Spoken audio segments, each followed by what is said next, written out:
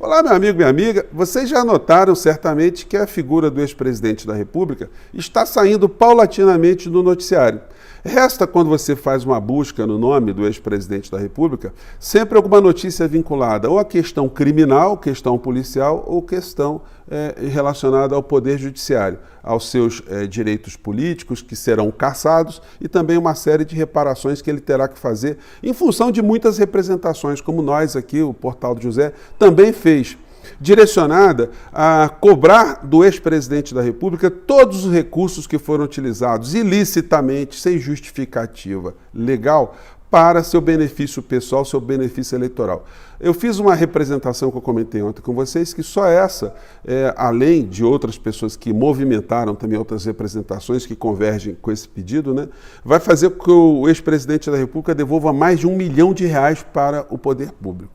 Além de outras que estão girando por aí, como os deslocamentos que ele andou fazendo o Brasil afora, para fazer proselitismo eleitoral, sobretudo quando ele ia a templos evangélicos. Situações que não tinham nenhum tipo de vinculação com o interesse público. Você deslocar um aparato gigantesco, detalhe, né? Com todos aqueles generais, aqueles puxa-sacos que ficavam ao lado de Bolsonaro, indo para esses eventos, inúteis do ponto de vista do interesse público, mas que rendiam poupudas diárias para essa gente toda. Todo mundo meteu dinheiro no bolso, que foi uma festa. Não é por outra razão que essa mentalidade contaminou, né? Aliás, já deve ter vindo com a ex-primeira-dama, que, segundo notícias que estamos vendo hoje pelos jornais, ordenou o saque em dinheiro para pagamento de suas despesas pessoais, mostrando que essa gente sempre teve uma visão promíscua do que é interesse público, o que é interesse privado, o que é verba pública e o que é verba privada. Bom, vou conversar com vocês sobre essas questões. Tivemos também a aprovação do arcabouço fiscal no Congresso Nacional e esse fato tem sido interpretado de diversas formas. A maior parte dos colunistas tem comemorado, tem afirmado que foi uma vitória do governo Lula. Mas será que foi uma vitória do governo Lula mesmo? Ele tem o que comemorar? Ele, em função desse arcabouço fiscal, ele vai poder governar como ele pretendeu?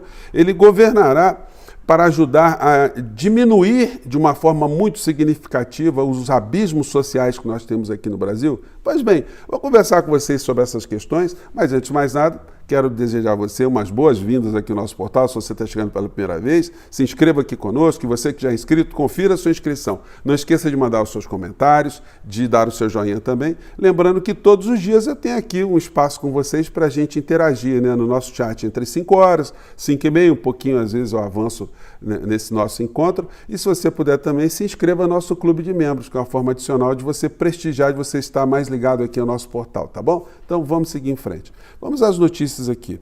Gente, hoje a gente viu mais essa notícia aqui do UOL. Mensagens mostram ordens de dinheiro para Michele. Dama pediu saques. Então, enfim, é chover no molhado, né?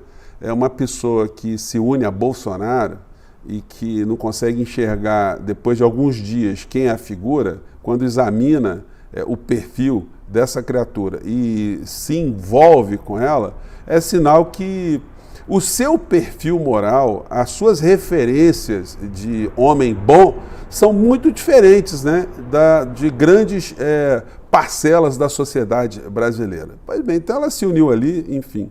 E eu fico pensando que tipo de referência positiva essa senhora encontrou em Bolsonaro, o que ela viu assim que ela conseguiu, né?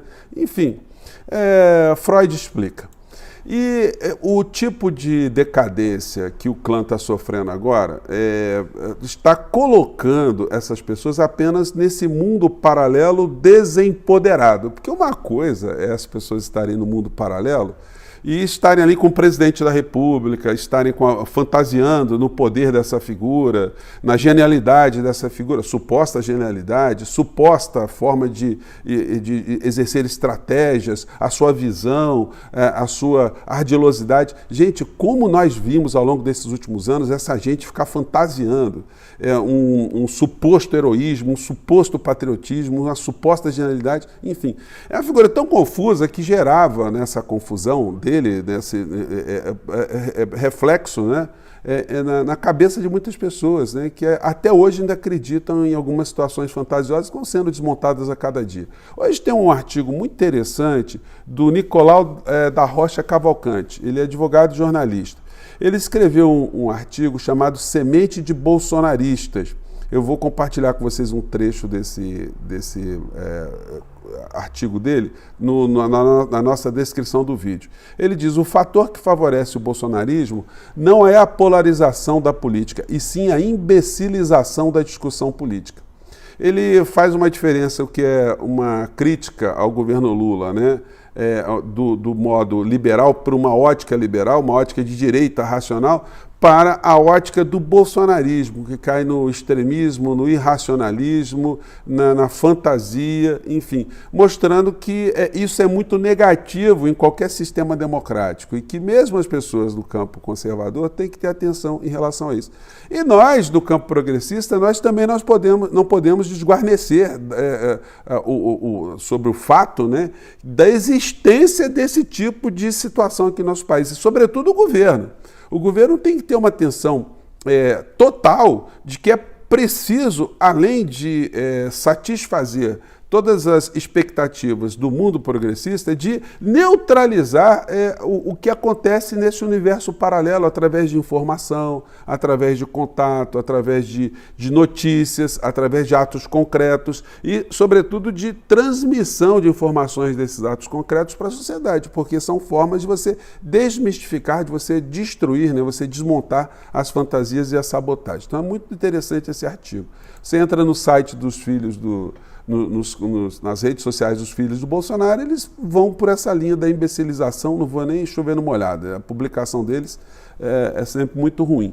E aí, entrando aqui na questão de como os principais colunistas do Brasil e os principais jornais estão enxergando a aprovação do arcabouço fiscal. Aqui a coluna do Reinaldo Azevedo, de manhã cedo, tem o seguinte título: Governo vence os votos do PSOL e dos pterodáctilos do reacionarismo. Vou colocar aqui um trecho para vocês, acho que dá para mostrar aqui. Deixa eu ver, acho que vai dar para mostrar aqui, vamos ver se dá para...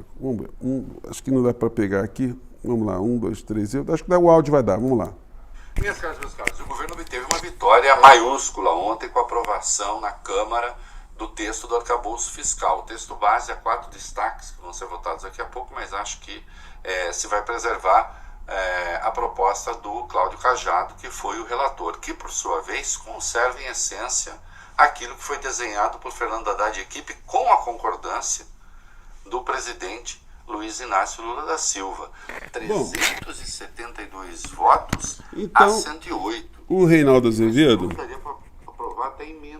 ele considerou que foi uma vitória do governo Lula. E a gente pega os principais jornais do Brasil, dizem coisas semelhantes. Pegamos aqui o Globo fala isso aqui, né? A leitura deles é: após vitória do governo, PT apresenta declaração contrária ao arcabouço. Isso porque alguns deputados do PT, né, fizeram ali duras críticas à aprovação desse arcabouço da forma como ele foi montado. Aqui está a matéria no Estadão, também nessa mesma linha, né, colocando que PT aprova arcabouço fiscal, mas 1/3 da bancada faz críticas a texto e declaração separada de voto. Isso por uma razão muito simples, gente, porque o arcabouço fiscal, ele vai amarrar o governo Lula. O governo Lula não vai poder fazer investimentos, o Estado brasileiro não vai poder ser o grande fomentador de uma transformação econômica aqui no nosso país, né? Nós estamos aí com várias travas, a começar a questão do Banco Central, a questão dos juros, que impede qualquer tipo de empreendimento privado aqui no nosso país. Você pegar dinheiro aqui para fazer algum empreendimento é um negócio muito complicado, né? Muitas pessoas têm questionado aqui se eu voltarei a abrir o Lapa Café, o meu restaurante. Gente, é muito difícil. você, depois de ter fechado, né, uma empresa, ter pago todas as despesas, enfim, ter um arcabouço, né, que você acaba desembolsando muito grande, né? Então, para você reinvestir num país que está ainda com a mão de obra, sem ter um poder aquisitivo melhor, você não ter condições financeiras, né, de pegar um empréstimo e pagar menos, né, do que 20% ao ano, porque esse 13,75% isso é ficção. Nenhum empresário vai conseguir pegar dinheiro a juros menores do que 25%, 30% e por aí vai. Então, se uma pessoa da sociedade, né, tem dificuldades de fazer um investimento, de acreditar nisso, vocês imaginem estruturas muito maiores, né, que tem que fazer um planejamento muito maior, investimentos muito maiores. Então, nós estamos, em relação ao setor privado, manietado. E se o governo também ficar manietado, nós teremos um crescimento muito pífio e que não vai ajudar o nosso país, de fato, a diminuir esses abismos sociais. Essa é a realidade, gente. Olha aqui, tem um gráfico que eu vou colocar também para vocês. Eu dei esse depoimento pessoal só para vocês verem que, quando eu penso em economia, eu não estou pensando de forma abstrata, não. Eu penso realmente, né, se é possível a gente investir ou se não é. Ou se a gente continua em outras atividades, né, que são de menores riscos, né? Enfim, essa é a realidade que está acontecendo aqui no Brasil. E quem é pequeno empresário está com o seu negócio, está tocando o seu negócio, é difícil esse empresário ir no banco fazer uma conta assim, falar, vou pegar a grana que eu vou faturar, porque vai crescer a economia e eu vou faturar muito, vou pagar essa despesa e ainda vou ter lucro. Então nós estamos aqui num círculo muito complicado no Brasil. Eu mostrei para vocês esse gráfico aqui, que a gente chama de pizza, né? Com orçamento federal executado em 2022. Isso aqui são informações da auditoria da cidadã da dívida, mas que informações foram colhidas nos sites oficiais do governo federal e que mostram para a gente que só de juros e amortizações da dívida, o Brasil pagou 1,879 bilhões de reais. Está aqui, ó, a partezinha amarela. Eu vou colocar esse gráfico para vocês na descrição. Se você olhar aí, gente, nesse gráfico, o Brasil paga muito mais com juros da dívida do que com todas as outras verbas orçamentárias de todos os outros ministérios. A gente gasta pouco mais de 3% em educação. Está aqui, educação, cadê? Saúde, 3,37%. Educação 2,70% e com juros de dívida 46,30%. Então, gente, quando se discute arcabouço fiscal sem discutir o pagamento de juros da dívida, a gente está sempre preservando, né, uma área de forma intocável, né? A gente não pode discutir para onde está indo esse dinheiro, por que está se pagando, por que o Brasil está pagando essa montanha de juros e por que o arcabouço fiscal não chega nessa questão. O Brasil arrancou dinheiro do futuro dos aposentados aqui no nosso país, dos trabalhadores, e não pode mexer com juros, isso não pode entrar numa discussão.